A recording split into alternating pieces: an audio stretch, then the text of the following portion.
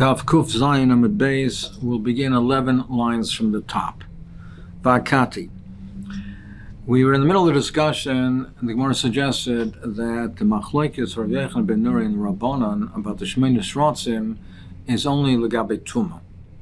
If Legabe Tuma, if the ore is Metam Kibsorin or not, some yes and some no. But Legabe Shabbos, as far as making a chabura of bruising the animal, then they would all agree that the Shmini Shrotzim do have ore, that the ore is thick, is considered to be a thick hide, and if there's a bruise, that means that the blood has left the animal, and therefore he's chayev for making that bruise, that netilas neshama, that the Rabbanan would agree as well. So, you're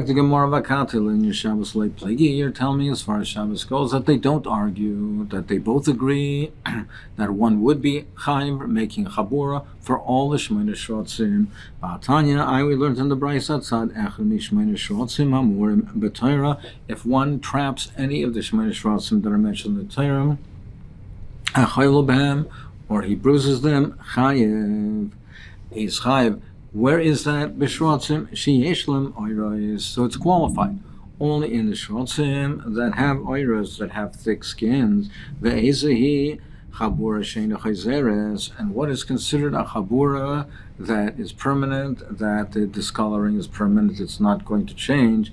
Nisra adam, if the blood collects under the skin, even if it has not left, even if it's not bleeding, but even if it only collects under the skin, it's considered to be a bruise, that's a chabur sheina chayzeres.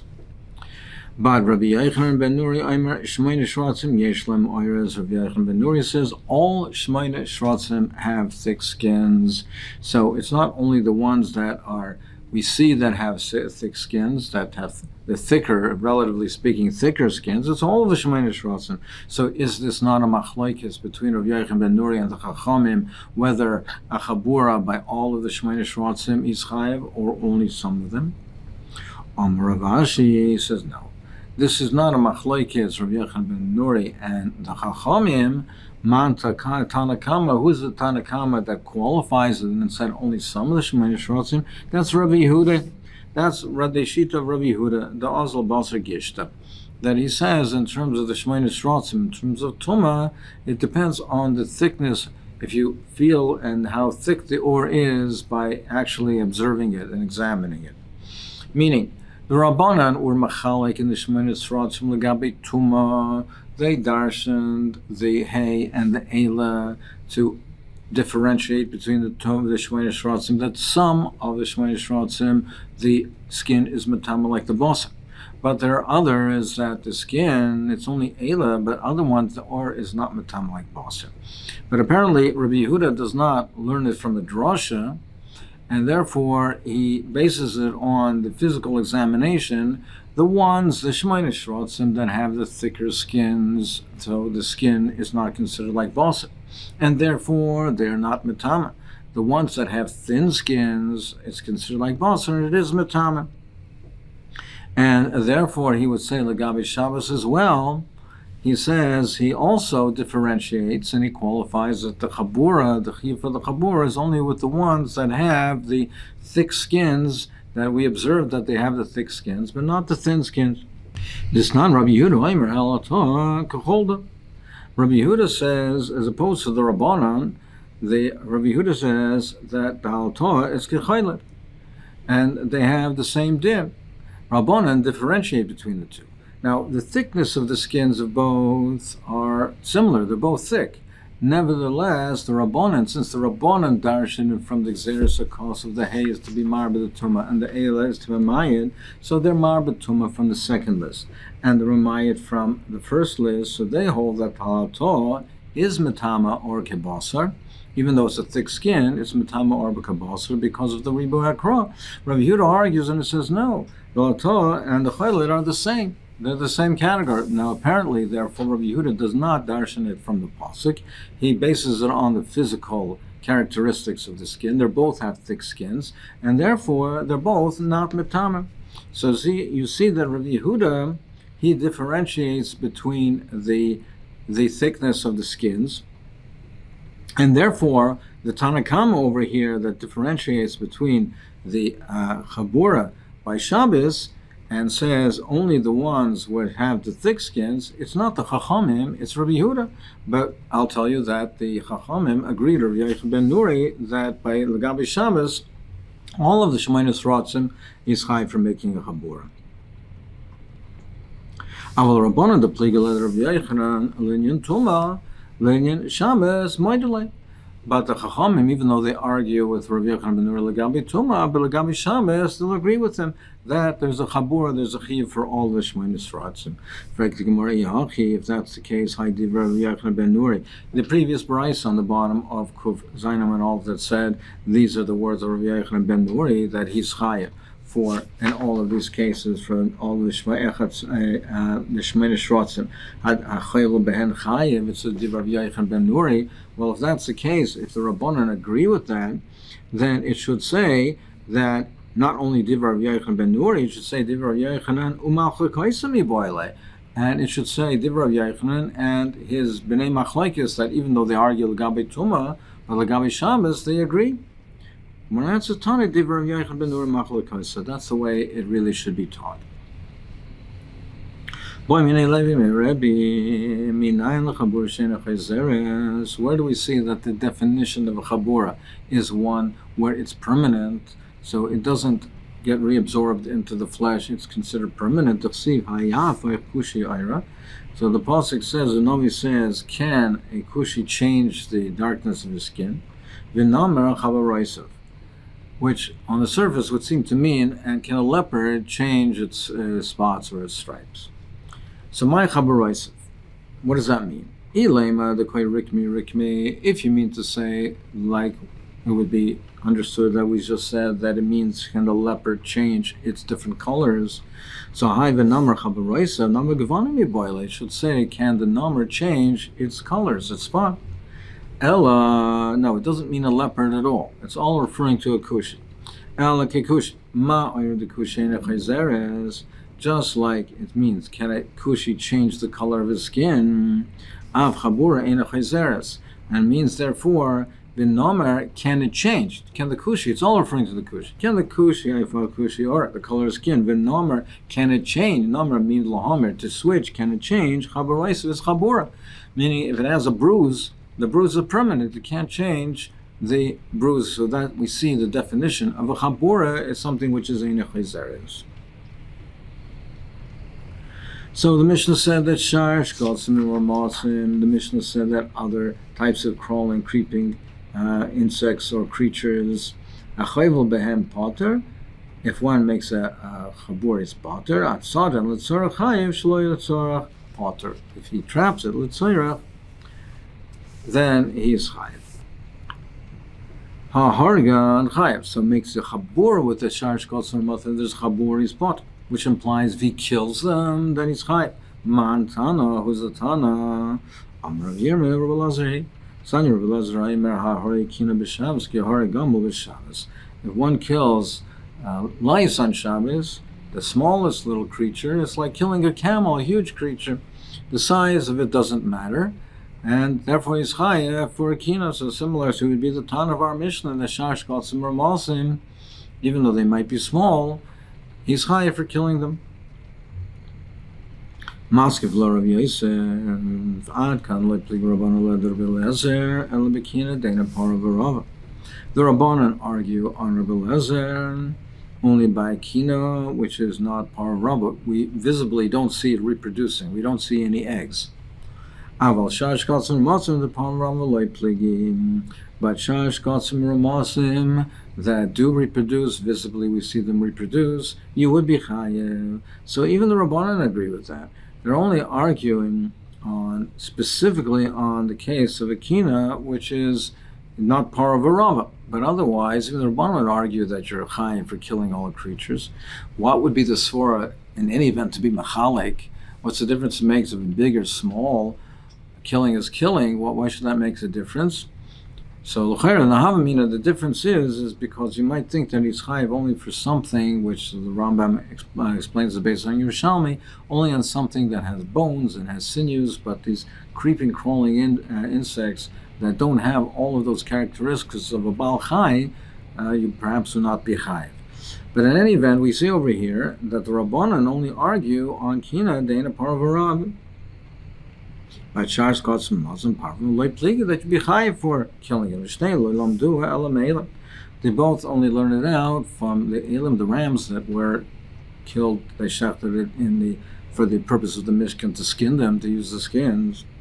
And we learn it out from there. That is the Makor for the Chiyuv of the Chiyuv on Shabbos. Rabbi Eliezer Savar Kelim, just like Elim.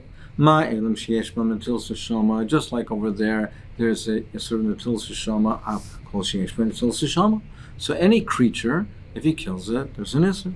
Rabbanan Savar Kelim, yes, we learn like Elim. Ma Elim the Param V'Ravim, where it visibly reproduces, Af Kol the Param V'Ravim. So that's the machlokes, but it is not legabe killing the other creatures. Amalei Abaye, the Kina and Parvarava, you're telling to me that we consider the Kina not to be Parvarava. I Vamar Mar Yeshiva Kadosh Baruch Hu Zan Mekarni Reimim Mavayir Bei Kinim. Kadosh Baruch Hu sustains the whole world, from the biggest creatures to the smallest ones. Karni Reimim to Bei Kinim. So you see it has eggs, so you see it visibly reproduces. So the more answers no. It doesn't mean the beikinim, doesn't mean eggs of the lice. It means minu the mikrobeikinim. That's a species that's called beikinim. By the time you learn the brisa tfuya beikinim, it says tfuya, which is a certain type of lice, and beikinim. So you see also the eggs of kinim. More again, no. Answers again, minu the mikrobeikinim. It's a species. It's not. Doesn't mean the eggs of kinim. Frak the Gemara V'Harai Porosh, where a flea, the Paravarava, which visibly reproduces V'Tanya outside Parash B'Shabbos. If someone traps the Parash and Shabbos, so you see over here that it is a machlokes. Rav Ashi said, Seda Hariga Karamis. You're asking me a kasha on killing from the case of Seda of trapping. That's specifically that machlek is by tzeda. Then over there they argue the one holds davar shein b'mina nitzad chayiv, even though normally it's not trapped. Normally you don't catch these types of creatures. Still you're chayiv. Umar savar potter. Umar savar potter. It's only davar that's mina nitzad, but if it's not mina nitzad, you're potter. Aval inyan hariga for the Rishu moida. But as far as hariga, even if would be moida that you're chayav. Outside on the tzarech chayav, if they're trapped, let's tzarech, if you want them, the reason you're capturing them is because you want them. Not just to remove a negative that you don't want it to bite or attack. You're trapping it because you want it. You want it for refuah or for the skins or for whatever purpose. Then you're chayav. But if not, then you're potter. It's a malach shein tzrich laguf, and you're potter. Man Tana, who's the Tana that says you're chayiv only if it's l'tzairech? Amrav Yuram Rav Shimini. The Tana is Rav Shimon. The Amrav malach shein tzrich lagufa potter leha. He holds a malach shein tzrich lagufa if you don't want it for it in itself. If it doesn't have a constructive purpose, the malacha itself, if it's only to avoid a negative, he holds your potter. Iked maslaha, the same type of learning and the same type of shakal v'tari on the following case. Hamapis morsa b'Shabbos, like we learned previously, if a person he has a pus pimple and he makes a hole in it on Shabbos to drain out the pus. If he wants it to have the opening over there, he wants it to keep the opening to have the air circulate and not only to remove the pus but to have the air circulate and to heal the wound. Chayav. Then he's chayav. But if it's only to drain it, so malach shein tzrich lagufa potter. Mantana, again the same shakal v'tayim. Mantana Amar of Yehuda Amar Rav Reb Shimon he don't malach shein tzrich lagufa potter la. The ikad the maslan, some learn the shakal v'tayim going on the following case. Atzal nachash b'Shabbos, if someone traps his sod and snake on Shabbos, if the only reason he's doing is that he wants to avoid it prevent it from biting him, that's a malach shein tzrich lagufa potter. Im l'refuah, if he wants a snake, he wants to use it for refuah, then chayiv. That's a malach and is chayiv. Mantana Amar Rabbi Yehuda Amar Rav Rabbi Shimon Hida Amar Malach Shein Tzricha Gufa Patra Leham. Amar Shmuel. If someone catches a fish, he removes it from the water, from the yam, he's already chayiv, it's yavish boy kasela, once it dries out, kasela, on the area of a vasela, of that coin, is chayiv. So the chiyuv that we're discussing over here is a chiyuv for the tils neshama. As Rashi points out, we're talking in the case where it's already nitzid v'aymed, it's already in a small pool of water, so it's therefore he's not chayiv for the tzeda for catching the fish. So the issue over here is he chayiv for the tils neshama? So once it's dried out, even before it died, once it dried out, it's considered the tils neshama and he's chayiv. Omar of Yesibar Havenu Bein Snapir. That small area where it's dried out, it's specifically between the fins. If it's yavish kasela between the fins, he's chayiv. It doesn't have to be completely dried out. Even if it's sticky and it has the mucus and it's sticky, then that is considered to be dried out and he's chayiv.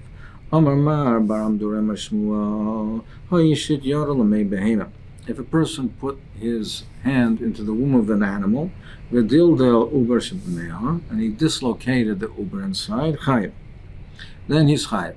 Omerova Baram Durazbeli, explain it to me. Why is he chayiv for dislocating the uber? Lav Amar of Sheshes Haimanda Talish Kishusami Hizmi. If one removes hops from the bushes, Hizmi Vehigi Mechayim Mishum Oiker Dover Megidulai. It's called Oiker Dover Megidula, removing something from its source of growth, which is kaitzer. Now, even though it's not growing from you might think that kaitzer is detaching from the ground, and what's the application to removing the uber mimeim? I know. We see like Yeshusi, that you remove it from the hizme v'hegi, even though it's not growing from the ground, it's only on the thorn bush. It doesn't derive nourishment from the ground, there's no sap coming from it, but you're detaching it from its source of nourishment, from its source of growth. Here also, by a behema detaching the uber from its source, from the me'imo, he's chayiv, and that's also kaitzer. Now this is the way some Rishonim learn it. Rashi learns it, and he's chayiv for why isn't he chayiv for netils neshama? Either because there's no netils neshama by an uber, and uber is not considered a neshama, or alternatively that because we're talking in a case where it didn't die. So you see that there's kaitzer even from something that didn't grow on the ground, and it's still considered Oiker Dover Megidulai. That's the way Rashi and Meiri, other Rishonim learn, but others learn that no, it really means until neshama.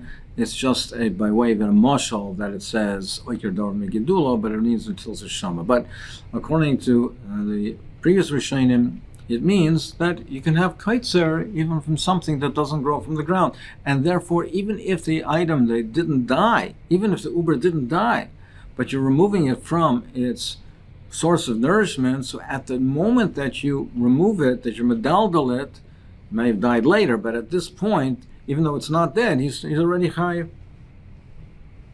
So, Chanam Yecham Mishum Oiker Dover Megidulai. If he removes fungus or mushrooms, me'una dechatza, from the handle of a keli or from a bucket, mechayim mishum oiker dover megidula. He's also chayim mishum oiker dover megidula. That's where it derives nourishment from. So similarly, he's chayim. If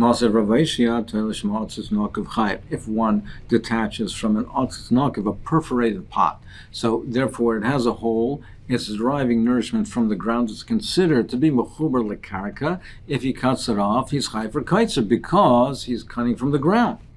Ushein anaka potter, but if it doesn't have a hole, he's potter. So don't you see that kaitzer is davka when it detaches it from the ground? Now, if he removes it from an otzitz, She'ina Nakov, even though it's not attached to the ground, but isn't that Oiker Dover Megidulai? And yet he's potter, so isn't that not like what you're saying? Isn't it contrary to what you just said? Or it says Hasam Lav Haina Ravisa. Now over there, the reason why it's potter is not because it has to be Mechubel Karka. Because that's not the normal place where it grows. That's not considered Migidulai. It's normally not planted. You don't normally plant in an Otzeshen and Naka. But Hain Ravisa, but this is where it grows. The animal, that's the Uber Behimoy, and the Pitra Mauna. This is normally where it grows, so that's considered Aiker Dovar Migidulai.